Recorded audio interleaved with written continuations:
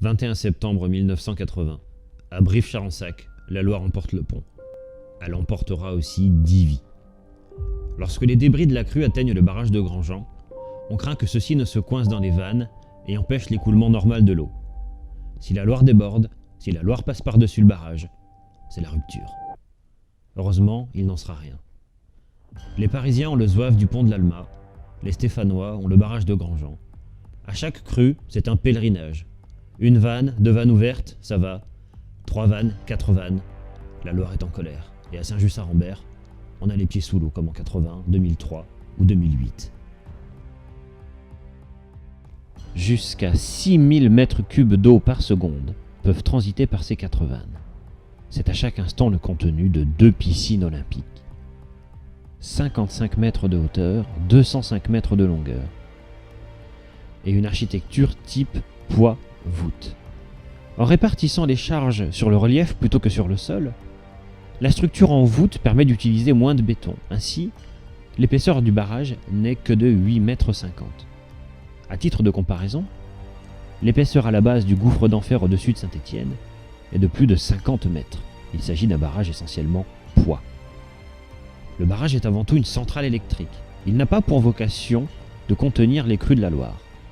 32 MW, soit la consommation de 20 000 habitants. On appelle lac de Grandjean la retenue d'eau formée par le barrage. Elle s'étend sur 21 km entre Saint-Victor-sur-Loire et Aurec-sur-Loire. La rive droite du lac est protégée par la réserve régionale naturelle Saint-Étienne, gorge de la Loire.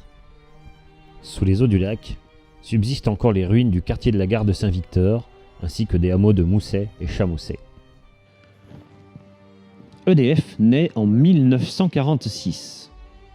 S'ensuivent dans toute la France une série de grands travaux dont le barrage de Grandjean fait partie. Contrairement à ce qui est indiqué dans le documentaire de France 5, la construction ne commence pas en 1984. Non, elle débute en 1955 et s'achève 2 ans plus tard, en 1957. Le but du barrage, produire de l'électricité. Le réseau électrique français, c'est un équilibre fragile entre production et consommation. À chaque instant, l'une doit correspondre à l'autre. Il faut près d'1 semaine pour démarrer un réacteur nucléaire. Pas l'idéal pour s'adapter lors d'un pic de consommation. Là où il ne faut que quelques minutes pour démarrer la production d'un barrage. Encore faut-il, contrairement à cet été 2022, que les retenues soient pleines. La première mise en eau d'un barrage est toujours un événement très suivi et très surveillé, surtout depuis la catastrophe du barrage de Malpasset à Fréjus en 1959. C'est 1 an plus tôt qu'est mis en eau le barrage de Grandjean, en 1958, après de multiples crues pendant les travaux. Tout à l'heure, nous avons parlé d'un débit potentiel maximum de 6000 m3 par seconde. Eh bien, ce débit n'est pas supposé, pour autant qu'on sache, être atteint par la Loire à cet endroit-là. Lors de la crue de 1980, le débit de 3300 m3 a été atteint, seulement la moitié de ce que le barrage peut laisser passer.